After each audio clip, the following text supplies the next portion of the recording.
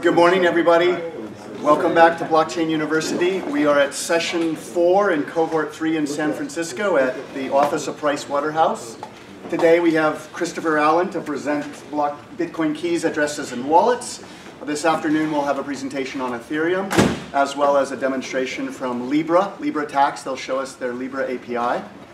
And a special presentation by Igor Baranov of Block Notary. So, happy Father's Day to all the fathers in the room. And with that, we'll get started with Christopher Allen. Good morning.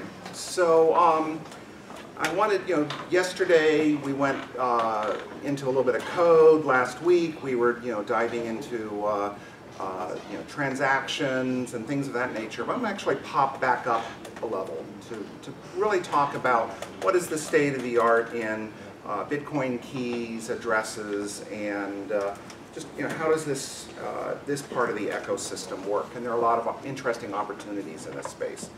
So first off, what is this? A hex? So yeah, it's a hex value. It's 64 characters long, so it could be a private key, or it could be SHA-256 hash. Exactly. Somebody look this up. Anybody have an open net connection? Look up E3B0C442.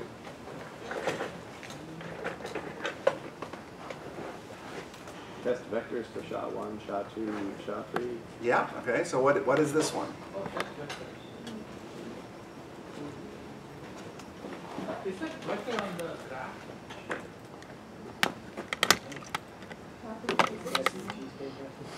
So what you're going to find is that is what I call the Bitcoin programmer's nightmare. Give you a code for looking up that it's a text vector. It's basically the SHA-256 of blank. Okay? So any of you who are programmers, you know that a zero or a null value is a problem. This is where a lot of your mistakes happen because of having a null value or having a zero value. Well, for a SHA-256 hash, this E3B is what you want to watch out for. So what is this? Exactly. So it's what is known as an uncompressed width. Get your free award. Okay. So, however, this is like the, this is basically the private key derived from that same hash that we just saw that was a null hash. So it is yet again another nightmare. So what is this? Address. Okay. So anybody want to make a guess as to what kind of address it is? No. Okay. Once again, it is. Who wants? Who's?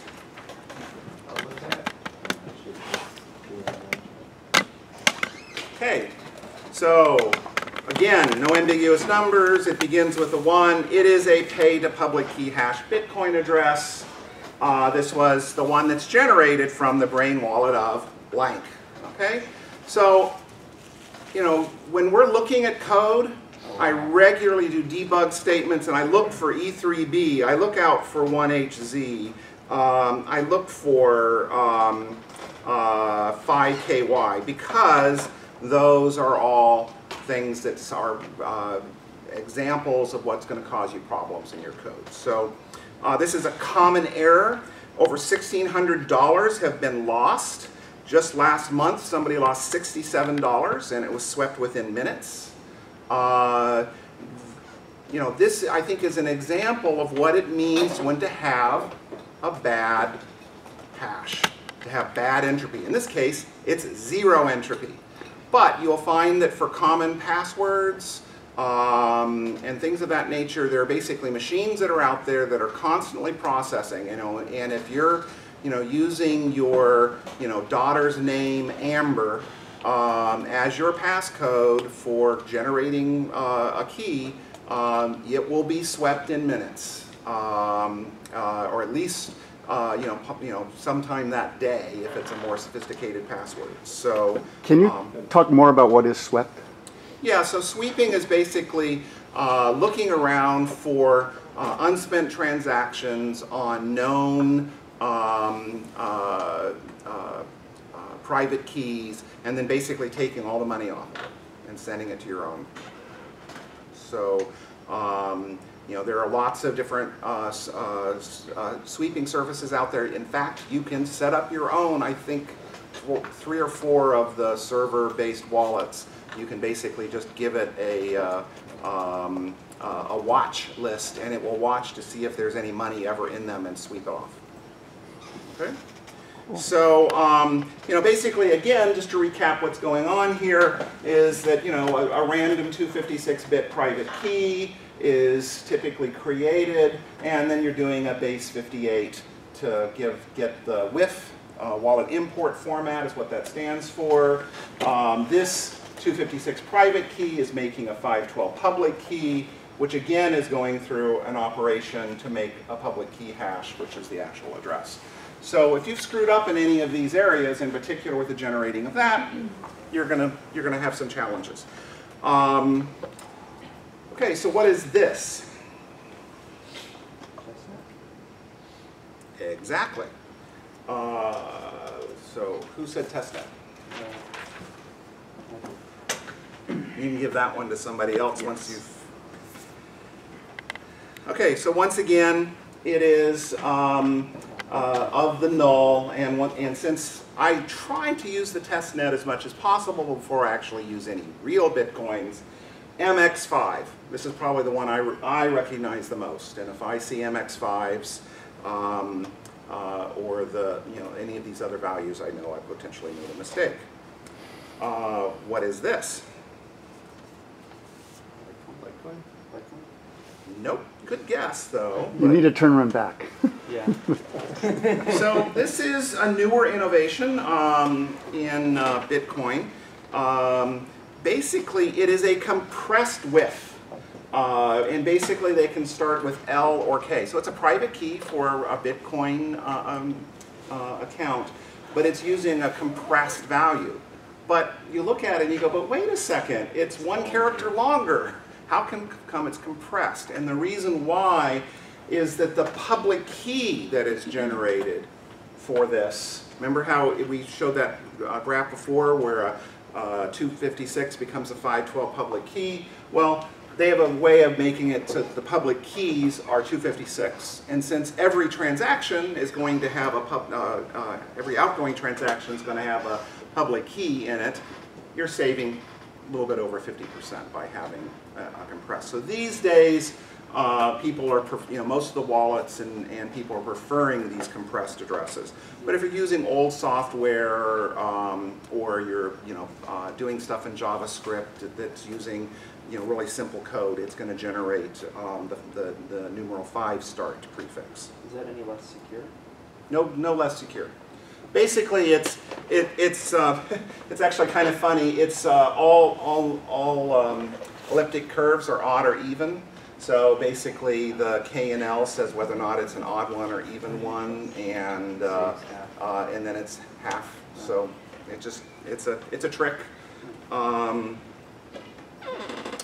So remember, there are 2 to the 160 paid to public key hash keys. That's a lot of keys. So which keys are your keys? So that's the whole purpose of a wallet. A wallet helps you manage your keys. There are lots of kinds of wallets. There's brain wallets, browser wallets, deterministic HD wallets. There's physical wallets that can be paper, they can be cold, they can have FIPS hardware. They're hosted wallets with all these escrow and export capabilities. So we're going to talk a little bit about kinds of wallets. First off, the simplest wallet, and this is what you were doing with the JavaScript yesterday. It's basically a Bitcoin address that is stored in your mind by memorization of a passphrase. So once again, you're taking your passphrase, you're running a SHA-256 on it to get a private key. If you forget that passphrase or you're incapacitated, the bitcoins are lost forever. However, passphrases are not very secure. Anybody who's been dealing in the IT knows the problems with passwords. So I'm going to talk just a little bit about passwords. So passphrase entropy. So we always talk about entropy. You know, people understand what that is. That's the true randomness. Okay. So a truly random 12-character password. So things like mixed case, putting numbers in, special characters, is going to have 78 bits of entropy. 78 bits of entropy today, and this is, you know, a constantly moving target. A supercomputer or a network can basically solve it in 55 days. Okay? Mining pools are supercomputers. In fact, they're the biggest supercomputers in the world right now. So guess who's particularly capable of maybe figuring out what your passwords are? Okay? Still going to take them a while if you've got a good, strong 12-character password. However, in practice, humans are not good at randomness. We make a lot of different mistakes. So in various people who've collected passwords in the real world and looked at their randomness, most 12-character passwords can be decrypted on a big network or a supercomputer in 47 seconds and a PC with a GPU in 11 days. Okay? That's a human-made password. So I've written a little bit more about this in a blog post called Password Best Practices. If you just look up Life with Alacrity password, you'll find the article. But just to recap a little bit, this is in general about passwords that you're using in the real world. We'll talk about the reality of things.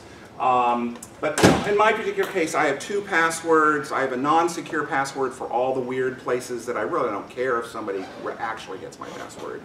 And these are the stupid websites that say you can't have more than 8 characters in your password.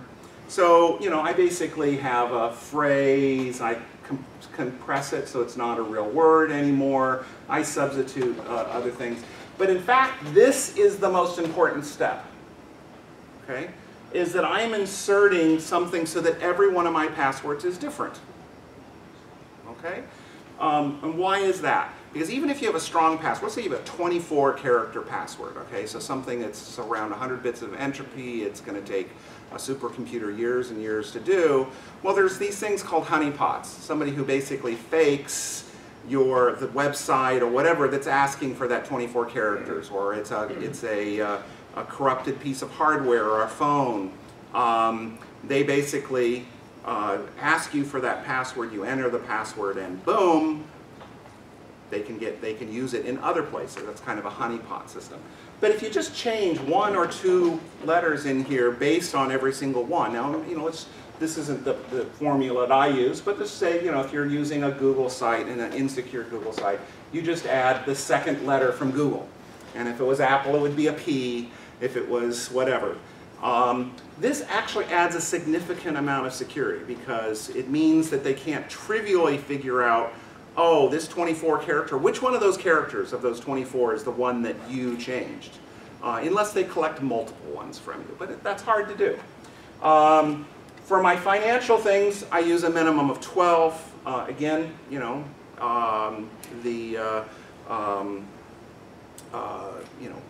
it can be broken, but 12 is at least a reasonable thing to be able to do for a basic passphrase. There are various tools you can use to check your password quality using local JavaScript code. It's just something that runs in your browser. There are pages you can save into your onto your desktop, open it from your desktop, and it's never going to go out to the net. Or use a password generator, and then the best of all is something called diceware, and I'll show you what that is.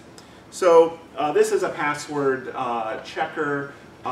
So in this particular case, I entered in that password, 10 characters. It's basically, giving some estimates. However, These online attack scenarios all have to do with sort of hardened websites that do things like slow down how often you can do a password, or this is for remote access. But remember, in the case of keys, they can basically have it all in memory. They can do it super fast. So these numbers for the haystack test are really only for going against a website to crack a password that's going to a website. I find this password tester to be a little bit better. So it's basically saying that it believes that this has about 59 bits of entropy, and it's looking at a lot of things like doubles of characters and what characters I use. It still thinks the password is too short, and it gives you a crack time on a regular PC. So that's a long time. That's years. But again, when you start talking about thousands of PCs or botnets or whatever, it becomes a lot faster. So what do you do instead? Passwordgenerator.net. You can save that to disk. You can do things, and it's all about entropy, right? So you don't absolutely have to have upper and lower characters and symbols and things of that nature. So you can say just have a much longer thing that's all letters. Okay. So in this particular case, I said just use letters, but I'm going to make it 16 characters. Here's this password, and then I can check it to see how much entropy does other systems think that it has. The best of all is something called diceware. Basically, you literally roll dice and you roll it up on this table. The table basically says for 1-1, use the word epicenter. For 2-2, use epo, epimolar, rosen, etc. And you can just basically make your passphrase using that technique. What's interesting about this is that there are some really common memorization techniques that are very successful for learning long combos of words. And basically it's by visualizing it. So, to memorize, say the diceware said, resulted in ermine erosion, you just basically go, oh, I'm going to imagine this ermine with a black tipped tail, and he's rapidly digging through the stream bank.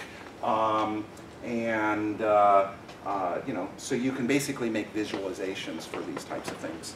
So it is possible to keep a fairly complex password in your brain by doing these visualizations. And they're, pretty much anybody can do a 12-phrase password with just a little bit of trial. The first time you do it, you're going to go, wow, that was hard.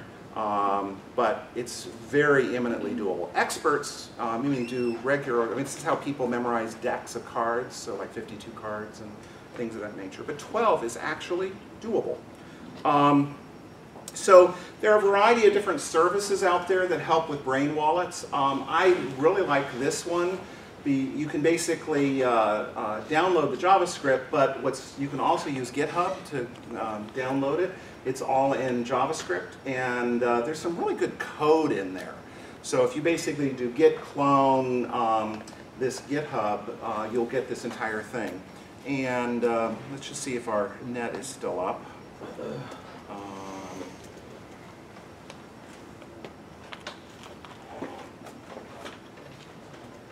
Okay, so here I have, I can put in my long passphrase, so ermine erosion, so it's creating different things. But I can also do things like, if you've got one of these pieces of paper, I can put in the private key directly here, so in this particular case, and it generates the address. I can then use my iPhone to get the QR code. It has a public key and a hash. Some other things Brain Wallet can do is generate simple transactions. It can convert things. I like this little sign feature. You can basically use a public key to sign someone else's a thing that can basically using your private key and tell somebody your public key, and they can basically decrypt it. And it's just using the regular math. This is verifying the signatures. So again, all in JavaScript, all done locally on your own computer. So obviously, paper wallets are risky. You may forget your passphrase. You may not have enough entropy. So what is the solution? Well, one solution is save it on paper. Okay, so you can actually use hardware randomness or other different trusted forms of randomness to create 256 bits of entropy, not a measly 64 or 90 bits. Create a WIF private key and you know, a QR code or for payments and a QR code for the WIF. So one of my favorite sites for this is BitAddress. Like the Brain wallet that you saw before, it has a variety of extra little services. So let's just quickly go there.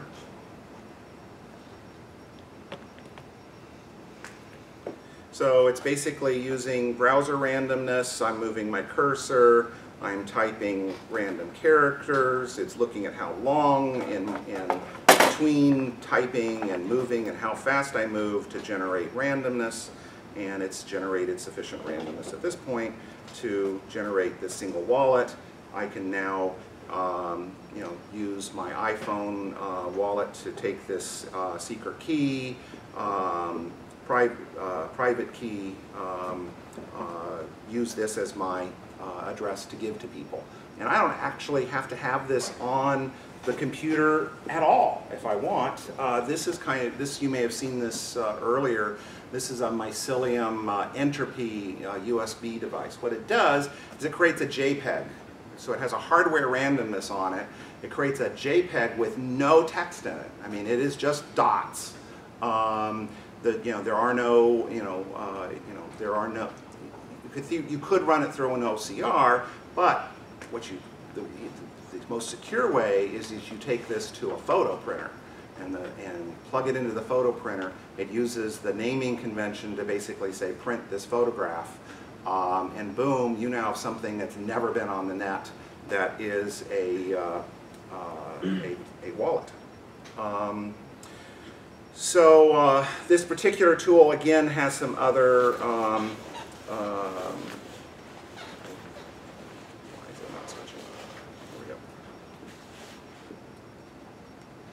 there's some other tools here. You can split the wallet into shares. You can look at all different kinds of things here. Remember when we were talking about the single wallet? I'm going to grab the private key here, go to the wallet details, view details. Remember when I was talking about the uncompressed WIF? Well, here is the compressed version. So here it's a 5, here it's a K. Basically, they're the same key. This is just the compressed version of it. So a nice little tool for finding that, for finding the answer there and looking at things. There is another interesting wallet called Bitcoin Paper Wallet, and they actually, you can buy this paper from them. I mean, I just printed it. Here's a real one. Where did I get it?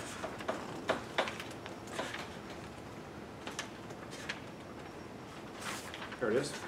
But they actually have special paper that's not transparent in any way, and you basically, fold this over, and there's some little mylar in there so that it can't be scanned through the paper, and then you rip this part off or cut this part off or whatever, and put that in your, put this in your safe deposit box after you've moved some money there.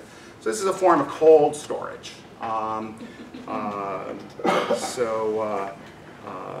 Bitcoin Paper Wallet does that. Once again, all in JavaScript. Great code to be able to steal from. Okay, so what is this? Anybody recognize this? Okay, so this was kind of like the others. We had, we had a 5 before, so 6 is the first one of the BIPs I'm going to explain to you. So BIP stands for Bitcoin Improvement Proposal. Okay, and there are approximately 100 BIPs in various forms. The latest BIP 100, for instance, is somebody's proposal around how to do the expansion of the block size. So they all have different status. You can go on and see if they're draft. They can be revoked. Not all the BIPs are valid. Some are fairly simple, some are fairly complex. But BIP 38 is an important one. So this address is a BIP 38 encrypted with. So basically it allows me to store this away, but even if this is stolen, it still needs a passphrase to decrypt it. Now, this is not particularly any more secure than encrypting it with AES or any other encrypting way, but it's a standard format. So I have one of my favorite wallets. I can scan any encrypted WIF, and it'll ask me for the passphrase. I can put it in, and it will immediately sweep all the money off of it to the account of my choice. So who wants to play around with an encrypted WIF? Somebody who doesn't have a here. Krista, can I ask a question? Sure. How useful are freezing accounts after like 3 incorrect passwords? And could that ever be incorporated? Well, we can talk about that in wallets at the end. Yeah. So why do you use BIP 38? If your paper wallet is stolen, it must be decrypted. It allows you to give a paper wallet to somebody. They can verify that there's an actual amount on the account. Because remember, all of the current unspent transactions are easily lookupable. So they can look at the address and see that there's money on that particular account. And then you can give them the password to decrypt. There is an advanced feature in BIP 38. Now, I haven't found a wallet that supports it yet, but there's this thing called intermediate codes. So basically, it allows you to create a special intermediate passphrase so that you can have somebody give you a private key, or you can prove that they have possession of the private key, but you never actually get the private key. So there's some interesting things that can be done with these intermediate codes in BIP 38. This is the one I was just showing you again, starting with the 6 rather than the 5.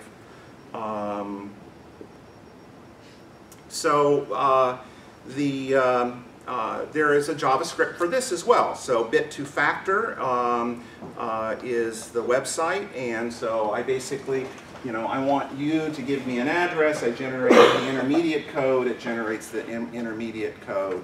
But I can do all the different, other variants of BIP 38. So this is where if you want to try something with that, interesting intermediate code capability, all the code is there, runs in your browser. So what is a bulk wallet? So all the early wallets were bulk wallets. So remember, every time you spend coins on a Bitcoin address, you should never use it again. You're going to throw it away. So this means you need a lot of private keys, right? And a bulk wallet, the goal of it is to store all those private keys. They're still useful today for archive storage, say to a USB key or whatever. But the bulk wallets need lots of private keys, so then you don't have to back them up. They could be compromised. If every one of those private keys now has a passphrase associated with it, or it's a bunch of brain keys in there, or I think Jeff has a little notebook of 40 paper wallets that he can put in a safe deposit box. That's still a lot of keys. So bulk wallets allow you to have all those together. But there's this new thing called deterministic keys, where you create a master private key, and then additional private keys are created on the fly by an algorithm. And the first place that did this was for what they call type 1 deterministic keys, was the Electrum wallet, which is one of the more popular developer-oriented wallets. You can download it for the Mac. And it basically creates a chain of keys. So it's basically you have a start, and then it just keeps continues to create different things. So thus you only have to remember or save the root key plus something called a chain code to describe what the algorithm is that's going to be gone down. That makes it a much shorter mnemonic for saving the master key. For instance, these 12 words. This is 256 bits of entropy. This particular tool, for instance, took the Electrum root key, the chain code, there's the paper backup of it, and it generates this chain of codes, of addresses and private keys. However, that became ungainly for a variety of ways, and some interesting cryptographers created something called hierarchical deterministic wallets, or type 2 deterministic wallets. But you'll see generally it's called HD. Okay? It's defined in bit 32. That's something you should definitely keep an eye out when you're evaluating different technologies. I consider this to be a very important one.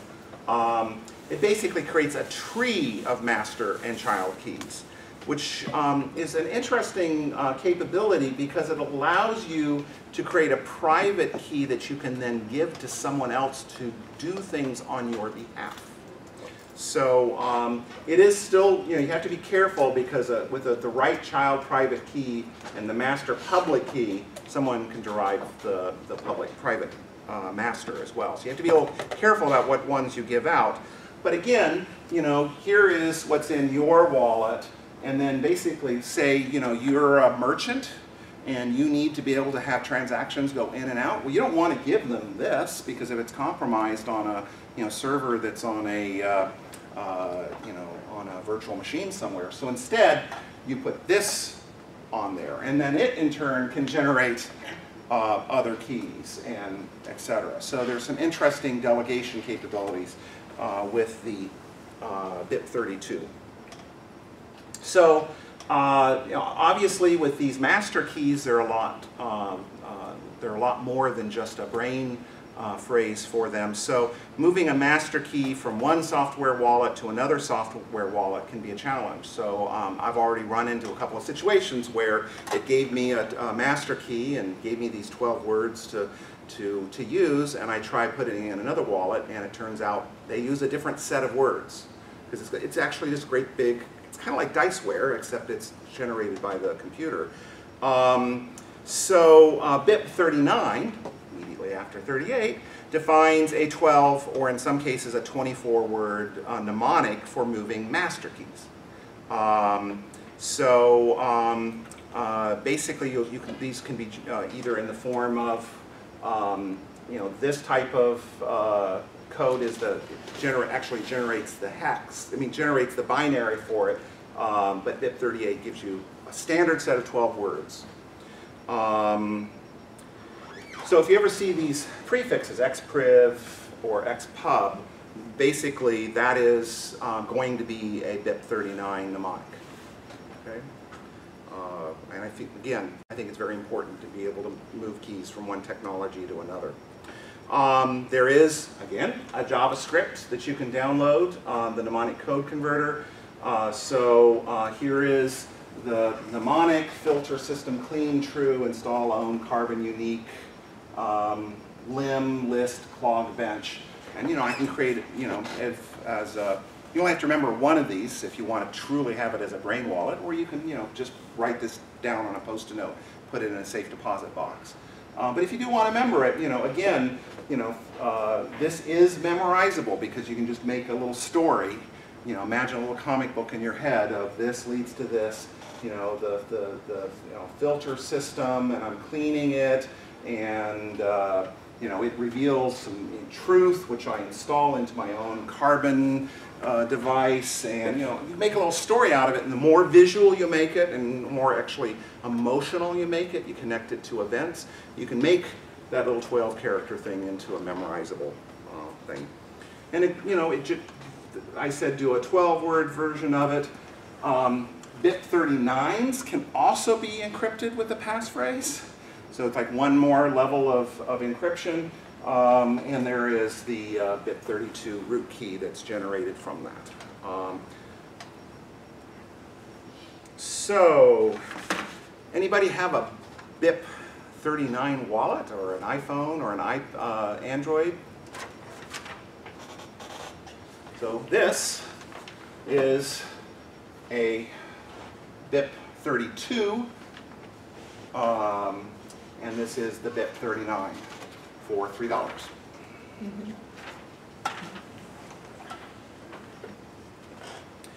Okay, so anybody know what this is? Multi-sig? Well, I think I must have skipped a slide. It's PwC hash. That's the latest thing. Basically, it's defined by BIP 11 and BIP 16, and it basically allows you to create these more complicated transactions that we were talking about yesterday. Basically, you can require multiple keys or signatures in order to redeem things. So if you see a 3, you're basically sending something to a script hash account rather than something that's got a private key in a normal way associated with it. Again, this is a multi-sig brain wallet, all in JavaScript, all clonable and usable on your own machine so that you can create a variety of multi-sig wallets and spend them completely in code on your browser. So, so what is this? This is a hard one. So this is a mycelium Samir secret chip. Okay, right now, unfortunately, it only works for the mycelium wallet, but mycelium is one of the best wallets for Android. Does anybody have an Android phone? Want to try out mycelium? No Android phone people in here? Oh, Robert. Okay, so I'll give you this. So if you look at what this is, see here? So basically I have one public address for all of these. But basically I could keep one of these, give one of these to my wife, and give one of these to my best friend. And if for some reason I'm incapacitated, they can still generate my private key. And you can have $3 on your mycelium wallet. So there are a lot of other Samir secret sharing techniques. There are some other different things they're doing. I'm hoping somebody will do a good BIP for this particular type of capability. There are some people who argue, oh, well, you can use the PwC hash for this type of functionality. But there are times when you really want to split a secret into things. Why did you say Android rather than iOS as well? Is it just on Android? Mycelium is just on Android right now. So we're going to talk about specific wallets in a minute. So obviously I want it all. I want, and what you'll often see now in some of the latest wallets is this reference to BIP 44 or BIP 45. So what is it? It uses multi-sig addresses. So it's going to be all of those addresses that begin with 3. It's going to use hierarchical deterministic keys, which is BIP 32. It's going to allow you to do mnemonic backups, which is BIP 39.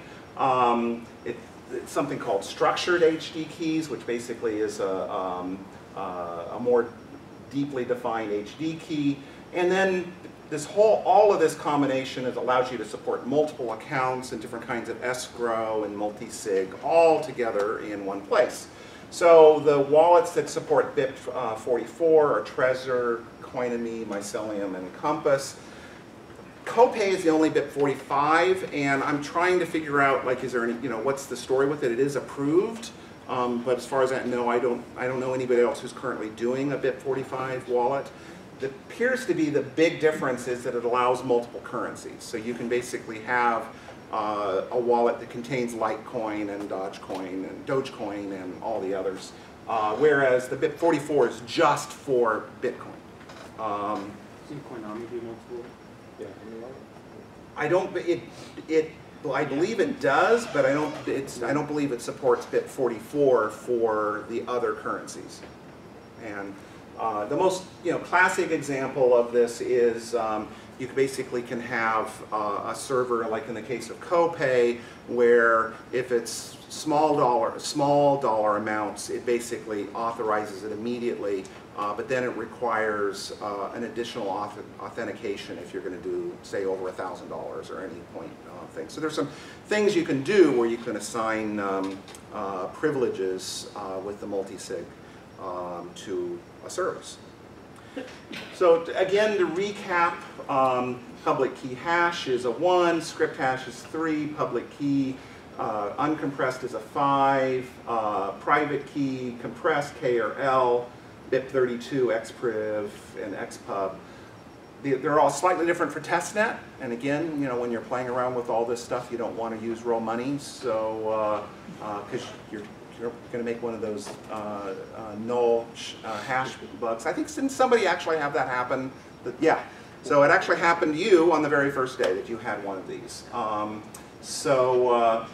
With testnet, there's all slightly different numbers so that you can explicitly go, oh, I am not making a mistake and doing it on the wrong net. If you try to submit an M or N address to a regular Bitcoin mainnet, it's going to say, you're trying to send to a testnet. Don't do that. So there are a variety of wallets that are out there. The first one was Bitcoin QT. It's available for Windows, Mac, and Linux. It's open source. It's maintained by the core Bitcoin developers. Most significantly, it's a full node, which basically means it's going to have a copy of every single transaction going all the way back. Thus, you have no need to trust a third-party SPV server or anything else. It's completely independent.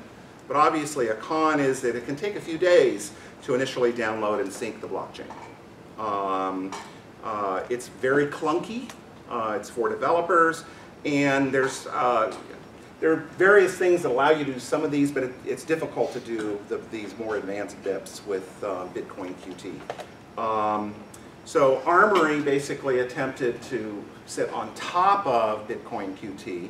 So it has the same disadvantage. It can take a long time to do the full node, but it adds some additional features on top of the Bitcoin QT, including ability to have multiple wallets and quickly switch between them, something called a cold backup, and then there's this thing called fragmented paper backups, which basically allows you to have sort of a secret sharing with your paper backups. So you can have, say that, one is in my safe deposit box in this bank and one is in the safe deposit in the other bank, and you need both safe deposit boxes to recover your funds. Again, a bit clunky, it does support the deterministic wallets, but some of the more advanced ones it's not supporting directly. Electrum, a lot of developers like to have this on their computer. I have it on my Mac. It's available on the desktop, Windows, Mac, and Linux. There is an Android version of it. It is open source. All of these are open source. But it's what is known as a thin client. It connects to an SPV server. So it means it's actually fairly fast because it never has to update. But it does mean it's dependent on 50 or 60 people who run public SPV servers to do the transactions and things of that nature. But it's a very quick install and setup. Does bulk and or deterministic addresses, but it does this 12-word backup. But I discovered it's not compatible with BIP39. It basically is doing a different 12-word backup for some reason. But there are a number of nice things in it. I've used it to do some interesting playing around with encrypting things with the keys rather than just using keys for signing. Yeah, I was going to ask Christopher, if I digitally sign a message with my private key to prove that I've got control over an address, is that just like spending? Do I need to reveal Yes. The actual address? Okay. Yeah. Well, not so much the address. You have to I mean, reveal so your the- public key. The public key rather than the address. Right. Exactly. So almost all of the signing formats, and there's several, and one of those JavaScript ones, I think it was Brain Wallet, has a signing thing, and it lets you use 3 different kind of armoring formats around, and one of them actually explicitly puts the public key in the right place for them. So Mycelium is one of the most advanced clients today. It's only on Android. There isn't a desktop version. There is not an iOS version. It is a thin client. It connects to their servers. So there's some, it is decentralized in one way, but it's centralized in the sense that it does have to talk to their servers to do things. But it supports multi-sig. It supports BIP32, 38, 44. And some interesting features like onion to Tor things, so you can basically have anonymous connections, and some interesting cold storage tricks, encrypted PDFs, and to Trezor hardware. So it's definitely an advanced wallet. My longtime favorite wallet, this is where I keep what I call my tip money, is Bread Wallet on the iPhone. It's open source, which means you can download it. I have compiled it on Xcode. It compiles pretty quickly. It's extremely easy to use, but you might argue it's too easy to use. I mean, it literally just has spend or receive and a way to basically get a mnemonic import. One of the other things is that it's an SPV. It actually is a true SPV client as opposed to talking to an SPV, which means it's not dependent on any infrastructure upstream. It's basically just like any other node communicating with everybody in a torrent-type fashion to basically do its updates. SPV can sometimes be slow, but the reality is, it's never taken more than like 5 or 10 seconds for it to let me know that something's been updated. So it does a pretty darn good job for something that's just running. It basically has, if you recall from yesterday, SPV is that it has every unspent transaction. Every single one is on your phone. So I like that it's kind of truly independent. It's very reliable. I've never had it crash. It has the mnemonic import and export. And my favorite feature is that it can sweep private keys in BIP38. So basically, I can point it to one of the private key forms, which is this one. I can just point it to the QR code to that. And if there's any money on it, it's going to say, do you want to move it to your account? And it'll just do it. And it'll also do it for the ones that are the 12 passphrase. If there's a QR code for that, boom, it'll basically suck it in. If it's an encrypted with, it will ask for the passphrase. It's just very, very, very clean. Now, Hive Wallet is its biggest competitor. It has some advantages because it's on Android as well. And there's also, because I believe the entire thing is written in JavaScript, so it's basically I suspect it's PhoneGap, I haven't looked at it, which also means it can run on a mobile web browser. It's open source, and it does a lot of the same things that the Bread Wallet does, but it has one cool feature, which is this waggle. So basically it has a server that if you wave your phone and somebody else waves their phone, it sends it up through the cell network up to their servers and with your GPS coordinates, and just allows you to get somebody else's public address. So there really isn't a security concern with that because public addresses should be fine. You can basically go, oh, I know who you are, and it uses something called Gravatar to kind of make a guess as to what your picture is, if you wish. So you can actually have your waggle your phone, somebody else waggles their phone, I'll see your picture, I'll go, oh, that is you? Yes, that's me. Boom, I send the money. Again, it's an SPV client, which is good, sometimes can be slow in bad network conditions. Imminently supports HD keys and mnemonic exports, and in fact, I use the same private key for both Hive and for Bread. So, basically, very simple. Like, whichever one I want to use, they're basically using the same set of keys They both do SPV and update themselves, work very, very quick.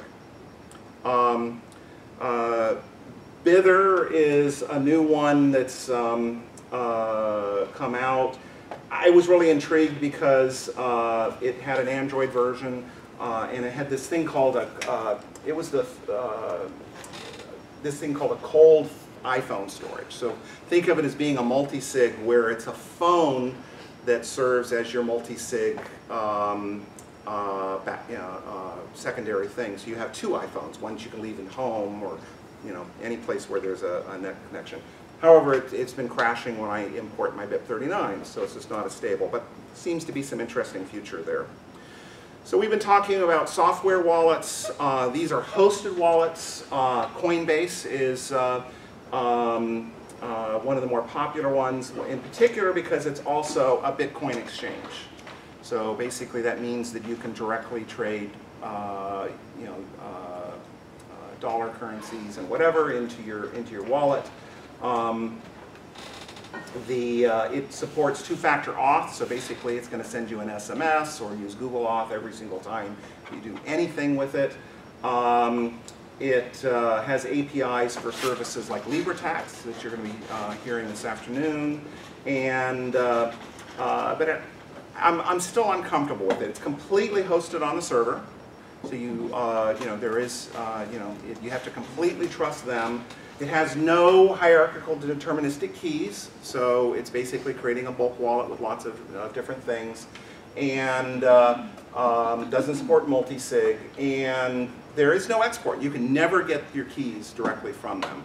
They have the ability to sweep it to a paper wallet, but what it's really doing is creating a paper wallet, taking all your funds off of your old stuff and put it in. But you can't do like what I'm doing between Bread Wallet and Hive, where I'm basically using the same thing across the board.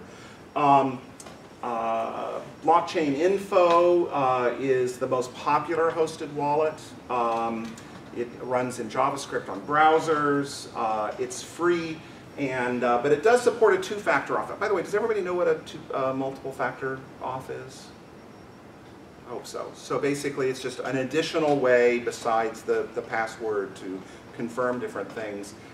This has a two-factor auth that uses email, which means it's a lot more accessible in a variety of different places where, say, Google Authenticator or other stuff doesn't work. Probably not as secure either, but it's useful. I like that you can import and export your keys, but there is no BIP3839 support, so you really have to, you're basically individual private keys for each individual private key. And I've heard a variety of people say it's got issues with customer support. I've not done a lot with them, but it's. I like Blockchain also has some of the best resources for looking up addresses and looking at values and all kinds, because they're been around for a long time. They have lots of great data. I love going to their data pages, which has all kinds of stuff. I just asked about do some people use multiple authentication as a incorporating multi-sig within the term multi-authentication? Right. That's where Copay does. Yeah. So which is this one. So basically, again, it's browser-based. They do have an iPhone app and an Android app and an Opera version as well, which runs in the Opera browser on multiple platforms. They also have a great JavaScript library. It imports and exports BIP. That's supposed to be 38. That's a typo. But this is the one that supports the multi-sig. So that means you can create all different kinds of transactions. You can set rules where it will only release funds in certain kinds of situations. And it supports multiple currencies. But it's just a terminology question. So when I hear multiple authentication, does that incorporate multi-signature as well, or no? No, multi-sig is just it's an when you're presenting your passphrase to be able to get onto the service, since there is no good way at this particular point to it's only as secure as your least secure password you use in the whole combo, right?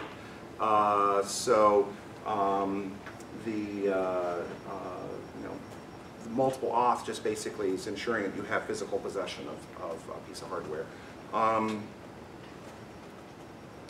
So clearly, these different things in software, I wouldn't want to put $1 million on them. I wouldn't probably even want to put $1,000 on a number of these. If you're wanting to be more secure, there are hardware wallets. Trezor is one of the more interesting ones that's out there. It supports the HD keys. It supports multi-sig. Obviously, you got to pay a bit of money for it, and it requires a USB and plug in to boot and set up with a desktop. So it's not something you want to give to your grandma. But once it's installed and set up and everything, it's pretty fast and easy to do. I have a bit of a concern about the security review of the hardware. I mean, they do have, quote unquote, the source code, but they haven't, I don't believe they've actually applied for a true FIPS review and some of the other different things that if you truly want to put $1 million on it, they're not quite there, I don't believe. But I think that's their goal.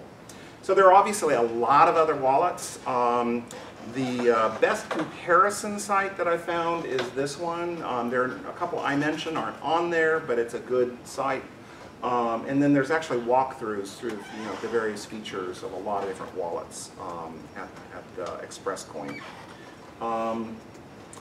So I want to close with the future of wallets because I think there's a lot of interesting opportunities there.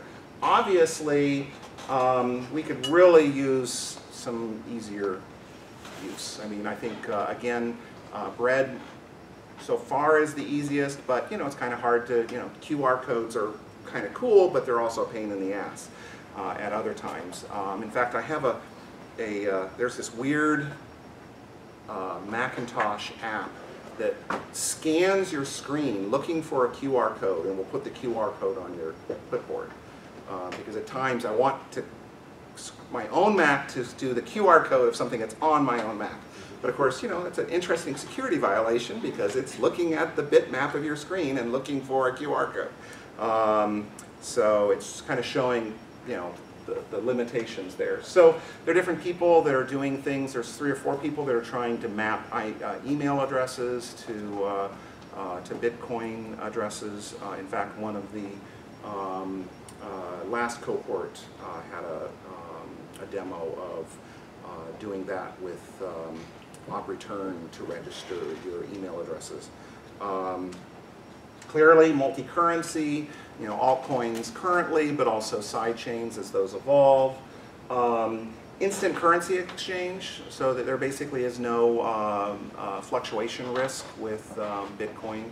It went up, $30 a couple of days ago, and you might like that you had it in Bitcoin, but it fell $1,000 a year ago too. So you may just use it as as a very short-term exchange mechanism. I believe BlockCipher, there's somebody who's beginning to offer it. It was announced last week. Wallets that have other assets in them, stocks, commodities, derivatives, some interesting ideas around insurance, where I can basically have proof of car insurance, except what happens at the end of the year is if I never use that car insurance, it goes back into my cash. Micropayments is an interesting problem. When we start talking about smaller and smaller things, the fact that a minimum transaction of 8 cents means that you can't, pay a quarter cent for that web page, or pay a penny for that article. And there are times when that would be really useful. So micropayment is useful. We've only begun to really do pay-to-script hash stuff for regular people. I mean, there's all kinds of pay-to-script hash that's being done by organizations and stuff, but how do we give that kind of capability to regular users? Things like time delays and approvals, and if I spend more than $1,000, contact my wife, those types of things. Obviously, pay-to-script hash can do some simple smart contracts, but then there's more sophisticated smart contracts like Ethereum. How do we bring these to to regular consumers in some fashion or some subset of them. Other kinds of things, you know, all the multi-sig, you know, bit 44, bit 45 wallets are all pointing to their service. It's like, so copay is great, but ultimately copay, the only person you can do these little escrow tricks with is with copay. And if they go out of business or anything else like that, you know, you can export your keys and use it with somebody else, but you're still limited to one party. So being able to do this in a portable way, so I can say, I want to use copay today, but tomorrow I want to use another service. But also personal thing, kind of like what that Bither was trying to do with having your own iPhone, a spare iPhone, one of those ones that's now that your iPhone 6S is coming out, you put it on your old iPhone 5. So some things there to be able to do personal escrow, distributed cold, you know, doing kind of that in some kind of uniform way that works with lots of different wallets. Clearly, there's a whole community that is dealing with wanting wallets to be anonymous, you know, whether or not they're mixing it or doing fog, dark wallets, things of that nature. And then there's the opposite of it. There's equally people that are working on auditable wallets. So how do you use it? How do I pay for my car parking and have Robert reimburse me for it? So, you know, auditing of things can be useful. And then, you know, there's this whole thing of, do people know what KYC is? Know your customer. Every Bitcoin transaction, you can go back and see where all the coins sort of came from, ultimately back to the miner. People are able to look at that and go, how clean are your Bitcoins, the origins for them? And in fact, there are Bitcoin miners who sell their Bitcoins at a premium to because they are the cleanest. They've never been used by anybody. So basically, a Bitcoin can be worth a bit more than a Bitcoin if it's clean. Okay? So you could see at some point in the future where certain institutions, know your customer or whatever, say, hey, wait a second, you know, the percentage of unclean money that you are trying to give me means that, you know, I need to get some extra information from you. So that easily could be a future of Bitcoin, and of course wallets are going to have to support that in some fashion. If all of a sudden you try to transfer money to somebody and using a BIP45 type of thing, and they basically come back and say, you know, this was never confirmed because the money isn't clean, you know, you may have some coins that you have to do something with. I've also been dealing in this trusted on-chip key storage problem for a while. This is a little bit of what I was doing at Black Phone. So for a while, most Android cell phones have something called Trust Zone on them, which is basically a baseband chip that allows you to have secure storage. Samsung has some access to it, whatever. The reason why people haven't been using Trustonic to a certain extent is that nobody knows, Trustonic will not share the source code. So if you're really paranoid, you don't know if, you know, Trustonic has given NSA or anybody like that access to that information. And since a lot of the phones are basically manufactured in China, equally there's a question about, you know, what does China know that we don't know? Google is got something called Project Vault, and there's some other attempts to do this. How many people have a micro SD? Okay, so one of the things most people don't realize is that for the fast micro SDs, in order for them to perform what they do, they have a little processor in there, and it just happens to be that the processor they use is a trusted processor that, you know, because basically they had chip masks and things of that nature from some kind of secure card in the past, and they said, oh, we've got one that runs Java on it. We'll actually run our SD card in Java. So there's actually an entire Java interpreter in your or virtual machine on almost all micro SD cards. So Java Project Vault allows you to be able to put keys on a trusted SD card such that it can never be, never be pulled off on there. Apple has something called Secure Enclave. It's again an on-chip storage of keys. It never lets the keys off. It's what Touch ID uses. And I noticed that last month, or at the beginning of the month, that the Worldwide Developers Conference, that they now support ECDSA, the Bitcoin version of it, in iOS 9. So now you can basically have keys signed in the Apple processor. So we'll see some people doing that, Touch ID with Bitcoin. And then obviously there's lots of tamper-resistant FIPS hardware, FIPS being a standard for how secure your hardware is. We're seeing form factors like a credit card. It looks exactly like a credit card, except it's got little buttons on it for you to be able to do things, or even a fingerprint reader. And I think there are going to be some people doing some interesting watch and wearable type of stuff with Bitcoin. So that's the future. Wow. So that's my study on Bitcoins. For anybody who hasn't gotten one of these codes, come up and get one.